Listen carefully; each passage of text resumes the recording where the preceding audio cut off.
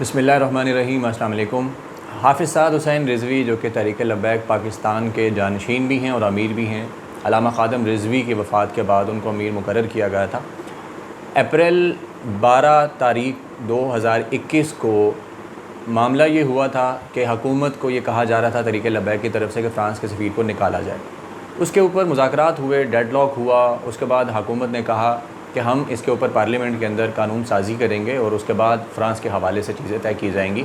20 تاریخ کا ٹائم تھا، 20 اپریل کا، لیکن 12 تاریخ کو جب مذاکرات جو 11 تاریخ کی رات کو جب انجام پہ نہیں پہنچ سکے تو اس کے بعد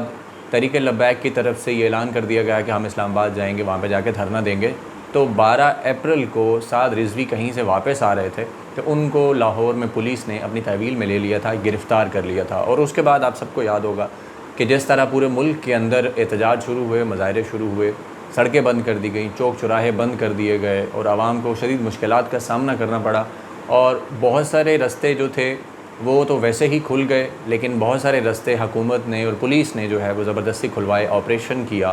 اور اس دوران بہت ساری خبریں یہ سامنے آئیں، پولیس والوں کو مارنے پیٹنے کی جو فوٹیجز تھیں وہ سامنے آئیں۔ اس کے بعد پولیس والوں کے اندر بھی ظاہر غم و غصہ آیا اور سرکاری اور عوامی املاک جو تھی ان کو نقصان پہنچایا۔ لوگوں نے متشدد جو لوگ ان احتجاج کے اندر جو شامل ہو گئے تھے، اس میں بہت سارے لوگ ہو سکتے ہیں، لازمی نہیں تحریک لبیک کے ہوں،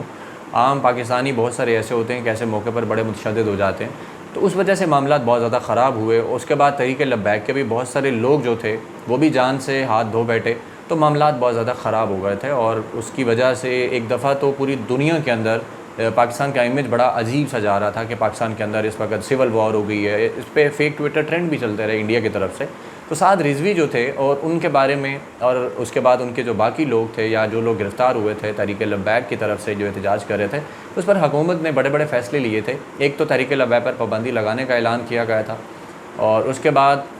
دھرنے ختم نہیں ہو رہے تھے تو سعد رضوی سے ملاقاتیں کی گئی تھیں جیل کے اندر، اور ان کو کہا گیا تھا کہ آپ ان لوگوں سے کہیں کہ دھرنے ختم کر دیں۔ جو لاہور یتیم خانہ چوک جو بنتا ہے، ان کا جو مین مرکز ہے، وہاں پہ دھرنا ختم نہیں ہو رہا تھا۔ تو اس کے بعد جب مذاکرات ہوئے تو وہ دھرنا ختم کر دیا گیا۔ تو حکومت نے کہا کہ ایک تو پابندی واپس نہیں لی جائے گی جماعت کے اوپر سے، اور دوسری چیز کہ وہ لوگ جو گرفتار ہوئے ہیں جنہوں نے سرکاری املاک کو نقصان پہنچایا یا جو پولیس اہلکار مارے گئے اور زخمی ہوئے، تو ان لوگوں پر کارروائی جو ہے وہ کی جائے گی، عدالتوں کے اندر کیسز چلائے جائیں گے۔ اینٹی ٹیررزم ایکٹ کے تحت ان کے اوپر کیسز چلائے جا رہے تھے۔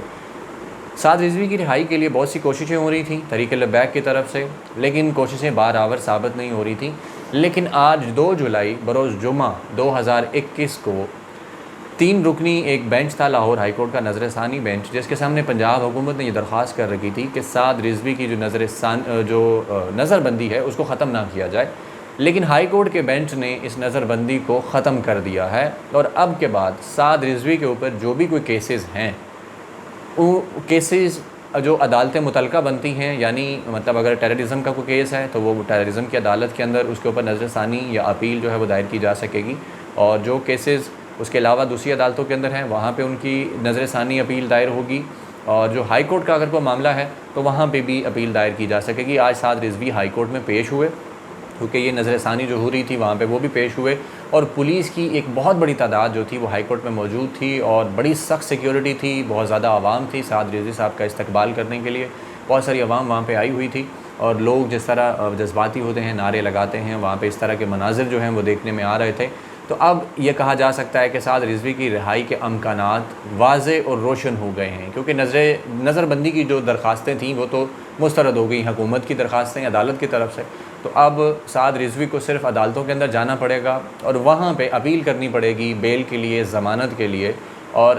کیسز جو ہوں گے وہ چلتے ہیں تو اس کے بعد اس میں حکومت کے جو وکیل ہوں گے وہ اس طرح سے پیش ہوں گے اور سعد رضوی صاحب کے جو وکیل ہیں وہ پیش ہوں گے۔ تو وہاں پہ پھر مزید چیزیں ڈیسائیڈ ہوں گی کہ کیسز درست تھے یا غلط تھے، ان میں حقائق جو ہیں وہ درست ہیں یا غلط ہیں، اور کتنا عرصہ جو ہے وہ یہ کیسز چلتے ہیں یہ تو اب آنے والا وقت طے کرے گا، کیونکہ عدالتی چھٹیاں جو ہیں وہ بھی آگے آ رہی ہیں۔ لیکن نظر بندی کی جو چیزیں تھیں وہ ختم ہو گئی ہیں، اور اب آگے دیکھتے ہیں کہ سعد رضوی صاحب کے جو وکلاء ہیں وہ کس طرح اس معاملے کو لے کر چلتے ہیں، اور جو ان کے اوپر کیسز ہیں، متعدد کیس ہیں، کوئی ایک نہیں ہے، بہت سارے کیسز جو تھے وہ ان پہ درج ہوئے تھے۔ اور اس کے علاوہ جو کچھ کارکنان تھے کچھ عرصہ پہلے، ان میں سے کچھ جو تھے جن کے اوپر زیادہ سخت کیسز نہیں تھے وہ رہا ہو گئے تھے، اور باقی جو لوگ تھے ابھی جن کے اوپر سخت کیسز ہیں،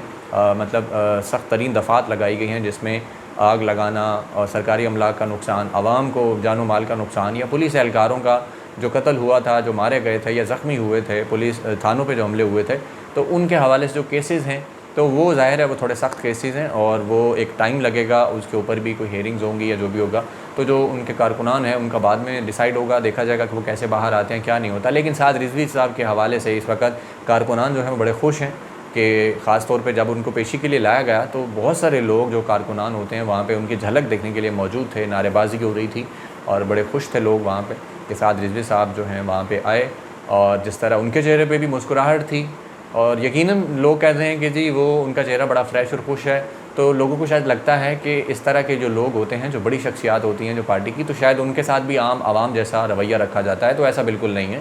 جو بھی بڑے نام ہوتے ہیں، خواہ وہ سیاسی ہوں یا مذہبی ہوں، ان کو وہاں بڑا پروٹوکول ملتا ہے، ان کے لیے خاص بیرکس ہوتی ہیں، الگ کمرے ہوتے ہیں جہاں پہ سہولیات ملتی ہیں، اور یہ بات تو آپ بھول جائیں کہ کوئی پولیس اہلکار ان کو مطلب مارنا تو دور ہاتھ بھی نہیں لگا سکتا۔ جو بڑی شخصیات ہوتی ہیں ان کے ساتھ ایسا نہیں ہوتا، اور عام جو لوگ ہوتے ہیں بیچارے چھوٹے موٹے کارکنان، عام شہری، ان کو ظاہر ہے پولیس والے تھپڑ بھی مارتے ہیں اور ویسے بھی تشدد بھی ہو سکتا ہے، لیکن بڑے لوگوں پر تشدد نہیں ہوتا۔ اسی لیے سعد رضوی صاحب ماشاءاللہ بڑے خوش باش لگ رہے تھے اور بڑے مطلب صحت ان کی بالکل ٹھیک ٹھاک تھی، اور ایسی کوئی چیز نہیں ہے کہ ان کے حوالے سے یہ کہا جا سکے کہ جناب کوئی خاص بات تھی جس وجہ سے ان کے چہرے پہ خوشی تھی یا کچھ ایسا تھا۔ یہ سیاسی لوگ بھی جب جیل سے آتے ہیں تو آپ دیکھیں ویسے ہی ہوتے ہیں، بڑے خوش باش ہوتے ہیں، ان کو بڑا پروٹوکول ملتا ہے، اندر الگ سے رہائش ہوتی ہے، کھانے پینے کا انتظام ہوتا ہے اور فریش کھانا ملتا ہے، اور وہ عام قیدیوں والا کھانا بھی ان کو نہیں ملتا۔ تو خیر اب دیکھتے ہیں، ابھی تو خیر چھٹیاں ہو رہی ہیں لاہور ہائی کورٹ کے اندر، سپتمبر تک چھٹیاں ہیں، مجھے ایگزیکٹ یہ یاد نہیں ہے کب تک چھٹیاں ہیں، لیکن اب سے چھٹیاں ہو رہی ہیں جولائی کے اندر سے، تو ہائی کورٹ کے اندر تو نہیں آ سکے گا، اور اگر ماتحت عدالتیں ہیں تو وہاں پہ اگر وہ کیسز چلتے ہیں یا وہاں پہ کچھ بینچز اگر بیٹھے ہوتے ہیں، ججز بیٹھے ہوتے ہیں، تو پھر دیکھتے ہیں کہ سعد رضوی صاحب جو ہیں ان کے مقدمات کتنی جلدی ختم ہوتے ہیں، یا ان کی جو ضمانت ہے